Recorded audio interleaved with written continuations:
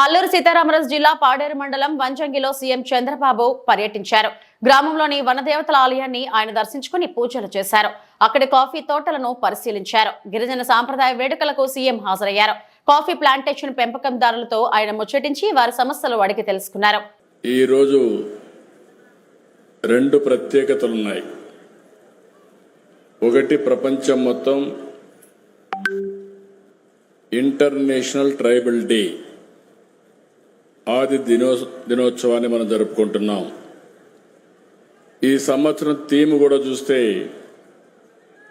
గిరిజన హక్కుల పరిరక్షణ, ఆర్టిఫిషియల్ ఇంటెలిజెన్స్, అదే సమయంలో గిరిజనుల్ని ఆర్థికంగా పైకి తెచ్చే కార్యక్రమానికి శ్రద్ధ పెట్టడం. రెండో ఫంక్షన్ మనం చూస్తే రాఖీ పండుగ. ఆప్యాయంగా ఆడబిడ్డలు అన్నలకు రాఖీ గట్టి ఆశీర్వాదాలు తీసుకొని రక్షణ పొందే పండుగ అన్న చెల్లెల అనుబంధం. ఇలాంటి పవిత్రమైన రోజున నేను పాడేరుకు రావడం నా అదృష్టంగా భావిస్తున్నానని చెప్పి కూడా నేను మీకు తెలియజేస్తున్నా. ఈ కార్యక్రమానికి హాజరైనటువంటి మంత్రివర్యాలు, గిరిజన మహిళ సంధ్యారాణి గారు, మాజీ శాసనసభ్యురాలు గిడ్డి ఈశ్వరి గారు, ఈరోజు నేను కొత్తగా ఒక కార్యక్రమాన్ని బంగారు కుటుంబం మార్గదర్శి,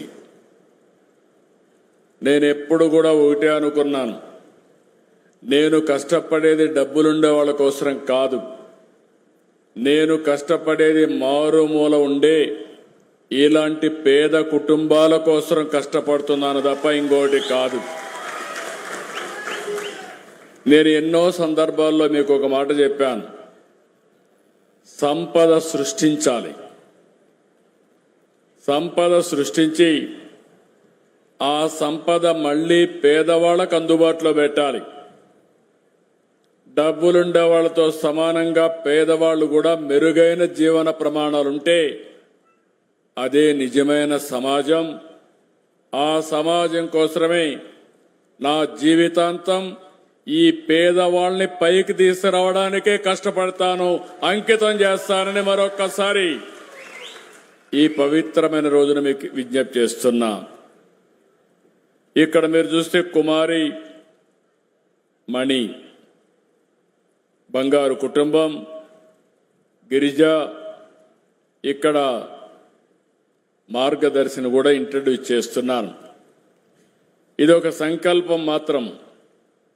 దీన్ని నిరంతరం పైకి తీసుకుపోయే బాధ్యత ప్రభుత్వం ఇచ్చే అన్ని పనులు ఇస్తాం.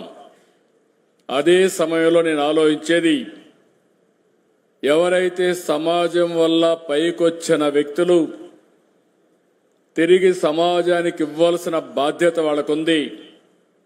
ఒకప్పుడు జన్మభూమి తీసుకొచ్చాం, ఆ రోజు సమాజం కోసం గ్రామం కోసం పనులు చేశారు. ఈరోజు P4 పబ్లిక్ ప్రైవేట్